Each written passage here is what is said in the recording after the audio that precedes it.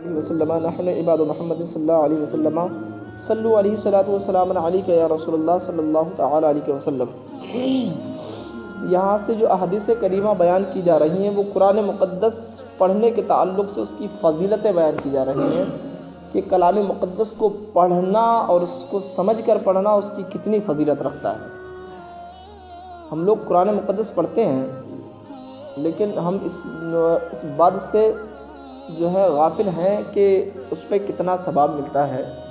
بس یہ ضرور جانتے ہیں کہ ہاں اس کو پڑھنا ثواب ہے، لیکن احادیث کریمہ ملاحظہ فرمائیں کتنا ثواب ہے اور کلام مقدس کیا مرتبہ رکھتا ہے۔ کہتے ہیں کہ صحیح بخاری و مسلم میں ابو موسیٰ اشعری رضی اللہ تعالی عنہ سے مروی ہے کہ رسول اللہ صلی اللہ تعالی علیہ وسلم نے فرمایا، جو مومن قرآن پڑھتا ہے اس کی مثال تربخ کی سی ہے کہ خوشبو بھی اچھی ہے اور مزہ بھی اچھا ہے۔ اس کی مثال ایک تربخ ایک کوئی پھل ہے جو کہ اس میں خوشبو بھی ہوتی ہے اور اس میں مزہ بھی ہوتا ہے۔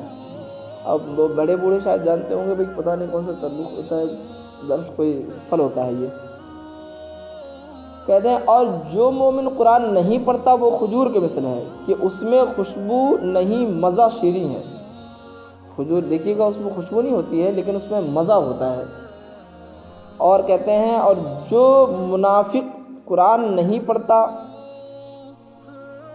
تو کہتے ہیں کہ وہ اندرائن کے مثل ہے کہ اس میں خوشبو بھی نہیں اور مزہ کڑوا ہے۔ اور جو منافق قرآن پڑھتا ہے وہ پھول کے مثل ہے کہ اس میں خوشبو ہے مگر مزہ اس کا کڑوا ہے۔ تو دیکھیں یہ احادیث کریمہ جو بیان کی گئی تو اس کے اندر کہ جب ایک مومن جو قرآن مقدس پڑھتا ہے تو اللہ رب العزت جو ہے اس کو اس کا مزہ بھی عطا فرماتا ہے۔ یعنی کہ جب وہ پڑھتا ہے نا تو اسے پڑھنے میں جو مزہ آتا ہے، ایک لطف آتا ہے، وہ کسی غیر منافق کو نہیں آتا ہے۔ جو منافقین حضرات ہوتے ہیں نا، جو نبی کے غدار ہوتے ہیں نا، جو نبی کے دشمن ہیں، جو وہ بھی کلام پاک پڑھتے ہیں، ہم بھی کلام پاک پڑھتے ہیں، لیکن ان کا پڑھنا اور ہمارے پڑھنے میں زمین و آسمان کا فرق ہے بھائی۔ وہ پڑھتے ہیں لیکن ان کے دل کے اندر عشق نبی نہیں ہے، وہ عشق نبی سے خالی ہے۔ وہ قرآن تو پڑھتے ہیں لیکن انہیں وہ پڑھنے کا مزہ نہیں ملتا۔ ہم جب پڑھتے ہیں تو ہمارے دل میں نبی کا عشق بھی ہوتا ہے اور پھر کلام مقدس کو پڑھتے ہیں، اور کلام بھی اسی کا پڑھتے ہیں جس پر نازل ہوا، سبحان اللہ، اور جس پر نازل ہوا اس کی محبت بھی ہمارے دل میں ہے، تب پھر پڑھیں تو پھر کتنا مزہ آئے گا، سبحان اللہ۔ اب منافق تو پڑھتے، میرے آقا فرماتے ہیں کہ وہ بہت عبادتیں کریں گے، وہ کلام مقدس کی تلاوت تو کریں گے لیکن ان کے حلق سے نیچے نہیں اترے گی۔ وہ بہت اچھا کلام مقدس بہت اچھا پڑھتے ہیں۔ سنی حضرات سے دیکھیے کہ زیادہ تر بہت اچھا پڑھتے ہیں قرآن پاک، لیکن ان کا پڑھنا اور نہ پڑھنا سب برابر ہی ہے، اس لیے کیونکہ ان کا دل جو ہے وہ عشق نبی سے خالی ہے۔ یہ تو میرے آقا نے بیان پہلے ہی فرما دیا کہ وہ کلام پاک پڑھیں گے لیکن ان کے جو ہے کلام پاک جو ہے وہ حلق سے نیچے نہیں اترے گا۔ سرکار فرماتے ہیں کہ نوجوانوں کی جماعت ہوگی جو لوگوں کو اچھائی کا حکم دیں گے، لوگوں کو برائیوں سے روکیں گے، لیکن ان کا ایمان خود ان کے حلق سے نیچے نہیں اترے گا۔ اور وہ بیان کو یہ وہی لوگ ہیں جو نبی کے غدار ہیں۔ دیکھا ہوتا وہ سر پہ لیے گھومتے رہتے ہیں، بھیا چلو اب جو ہے یہاں سے وہاں جماعت جائے گی کہ وہاں سے وہاں جماعت جائے گی، ہے نا، اور جا کر کے وہاں کے ایمان کو برباد کرنا ہے لوگوں کے، وہاں کے ایمان کو برباد کرنا ہے۔ یہ مطلب جو ہے کہ جماعتیں ہیں، نوجوان ہوتے ہیں نا، آپ دیکھا ہوگا کوئی بڈھے نہیں جاتے ہیں اس میں، سب نوجوان حضرات ہوتے ہیں، جتنے ہوتے ہیں وہ سب نبی کے غدار تو سب نوجوان ہوں گے، کیونکہ آقا نے فرمایا بھائی، اور جو میرے آقا فرماتے ہیں زمیں ٹلت زماں ٹلت لیکن فرمان نمی ٹلت، یعنی زمین اپنی جگہ سے ہل سکتی ہے، آسمان اپنی جگہ سے ہٹ سکتا ہے، لیکن میرے آقا نے جو فرمایا وہ تو ہونا ہی ہونا ہے۔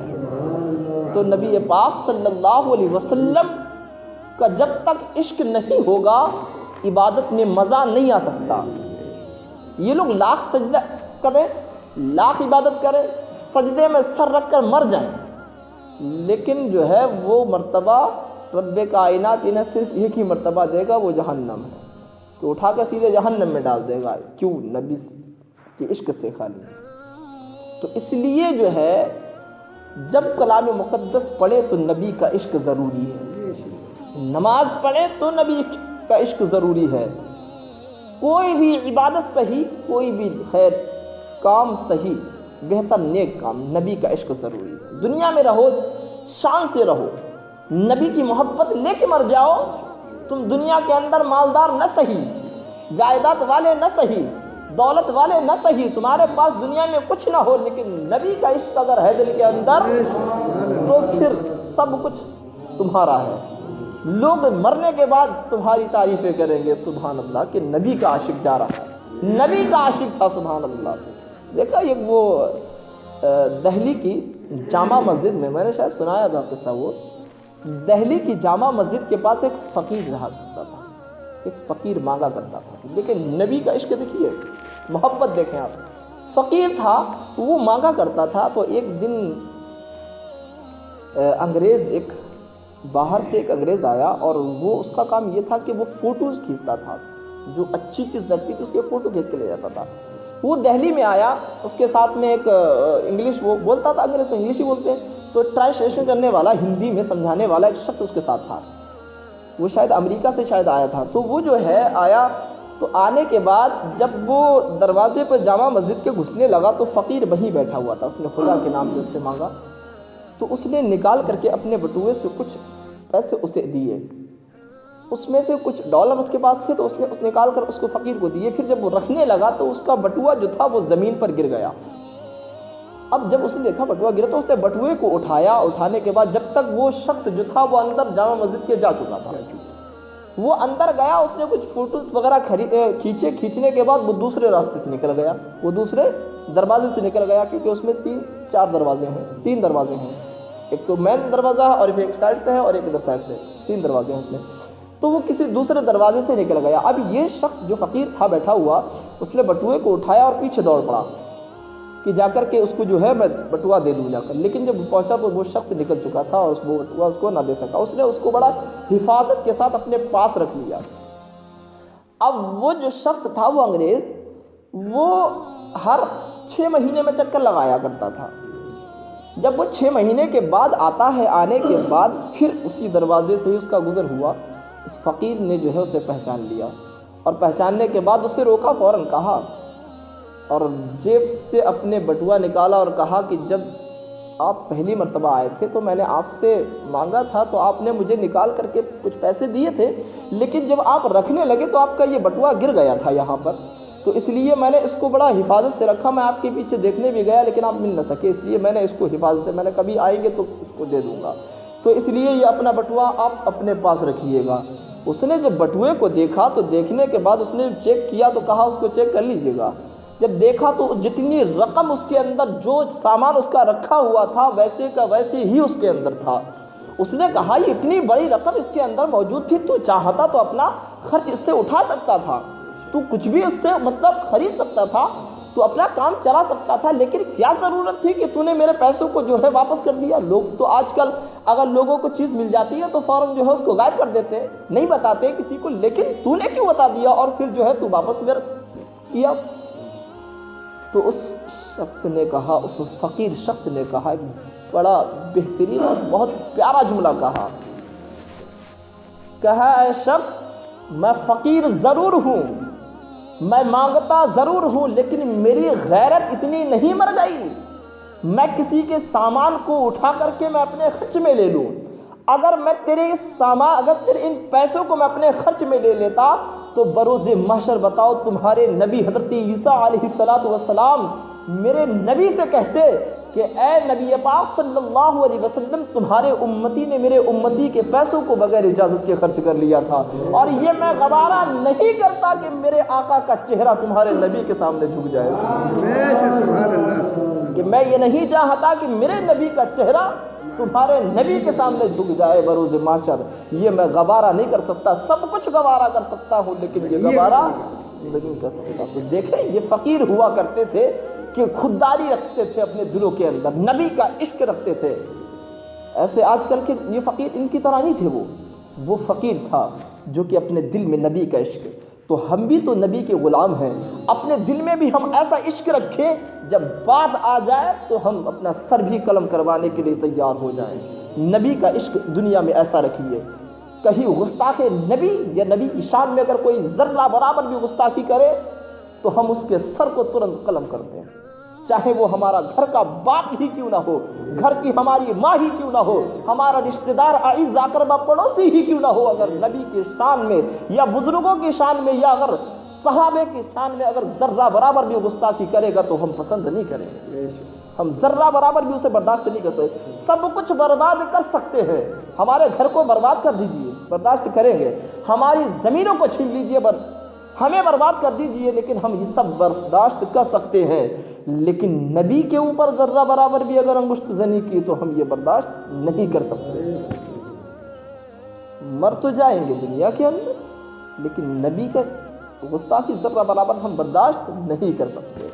اس لیے جب ہم کلام مقدس پڑھیں سبحان اللہ، پھر نبی کا عشق کو کیا کہنا سبحان اللہ، پھر لذت بھی ملتی ہے، شیریں سب کچھ ملتا ہے سبحان اللہ، پھر اس کا پڑھنے کا مزہ ہی الگ ہوتا ہے۔ یہ وہابی دیابنا یہ بھیڑیے کیا جانے، یہ کیا جانے نبی، یہ سب کچھ پڑھتے سب کچھ ہے، وہی ختم اللہ علی قلوبہم کہ اللہ نے ان کے دلوں پر مہر لگا ہے۔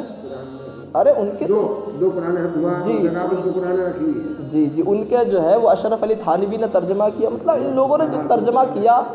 ان کے ترجمہ کا تو کہنا ہی کیا، وہ لوگ غلط سلط ترجمہ کرتے ہیں جس کا جواب دونوں طریق قرآن رکھی ہوئی ہے۔ جی ہم ان کے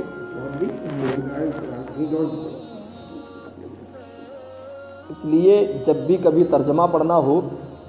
جب بھی کبھی تفسیر پڑھنا ہو تو سیدی سرکار اعلیٰ حضرت نہیں، جو لوگ جیسے جانتے ہیں تو جب بھی پڑھنا ہو تو عاشق رسول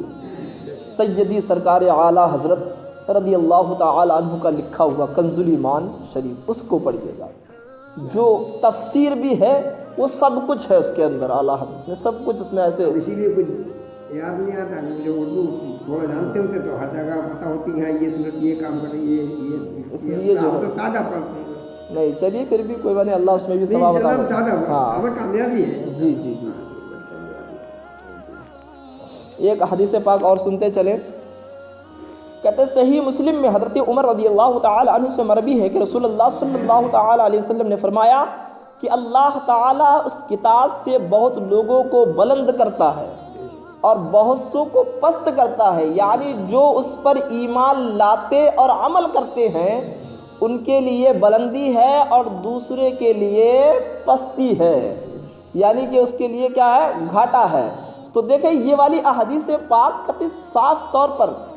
کہ اس کتاب سے بہت لوگ کیا ہوتے ہیں، بلندوں والا ہو جاتے ہیں اور بہت سے لوگ گمراہ ہو جاتے ہیں، ہے نہیں؟ بہت سارے لوگ اسی کو پڑھ کر صاحب ایمان بن جاتے ہیں بھائی، اور اسی کو لوگ پڑھ کر کے گمراہ بھی ہو جاتے ہیں۔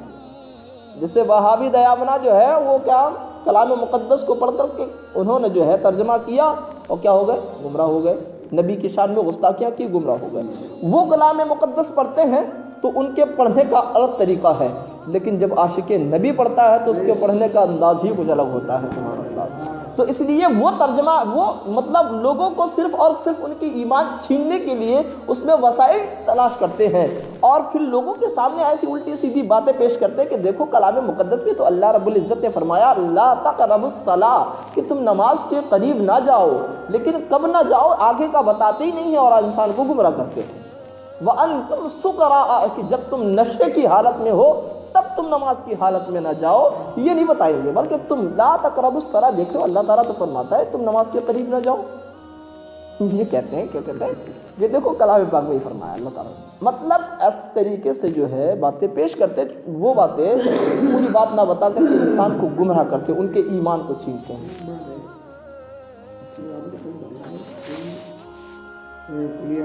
پڑھو 2 سنت فجر کی۔